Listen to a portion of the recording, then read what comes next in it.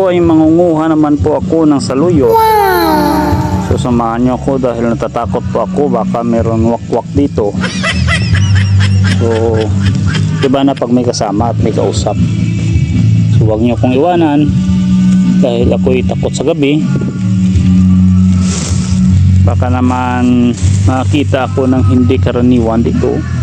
Andyan kayo nakasubaybay sa akin, meron tayong witness kung ano yung nakita ko. So dapat lang na huwag kayong kumurap, bantayan nyo sa paligid-ligid, baka may makita po kayong kakaiba. So at least meron akong kasama dito. At ito yung aking tanim na sili, napakaraming bunga. So alanganin pong ilagay natin to sa labong dahil makahangyan. Ito lang yung kukunin ko yung saluyot dahil ito yung kanyang sampat. Maririnig naman yung aking pamangkin na kumakanta, siguro may hinaharanahan na naman. Oh my God! Ito po at marami-rami na rin yung nakuha ko. Parang may umali-aligid sa likuran ko, so medyo natatakot ako.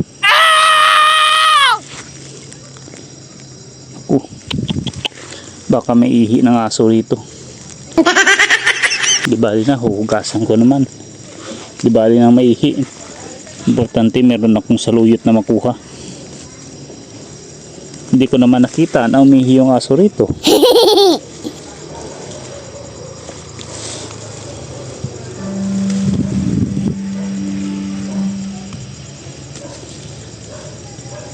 Ito na po, at kunti na lang yung kulang. Huwag kayong mainip, huwag nyo kong iwan.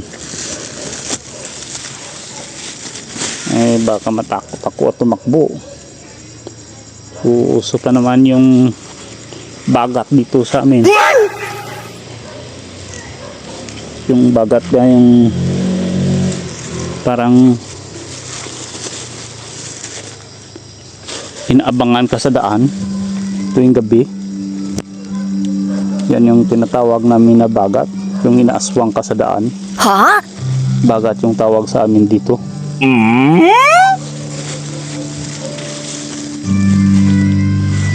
Ito na, pwede na siguro ito. Okay na. Ipo, uwi na ako. Ito po yung saluyot akin na itong ginayat para madali siyang lumabas yung kanyang katas. At madaling maluto. At ito po yung gata natin na ilalagay. Ito po ay sobrang lapo. Kita naman, purong gata po yan. Wala pong halong tubig. Yan po ay 2 pirasong niyog. Ilalagay ko na po itong saluyot para maluto na po.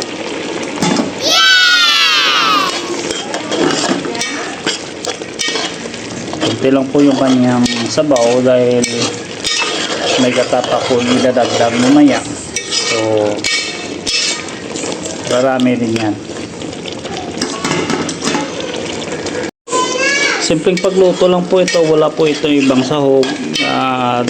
Saluyot lang at gata yung ilalagay dito, pero sobrang sarap po.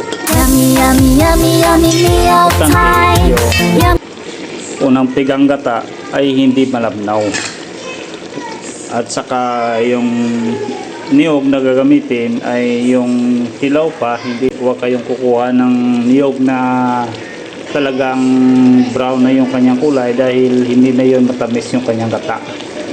Yung bagong sino, yun yung maganda. Yan na po yung kanyang natirang sabaw, at lagyan ko na po ng permirong pigang gata.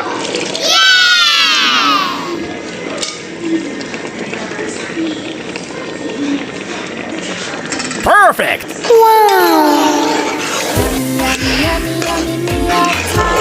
Yan, at napakalapot na. Kaya lang po natin na kumulo ng konti. Isang kulo lang po.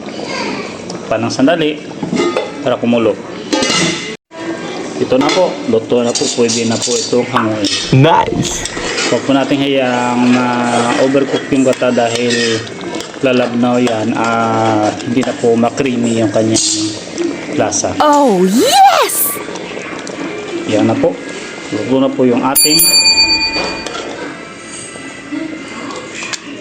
ulam. Lambong at may gata.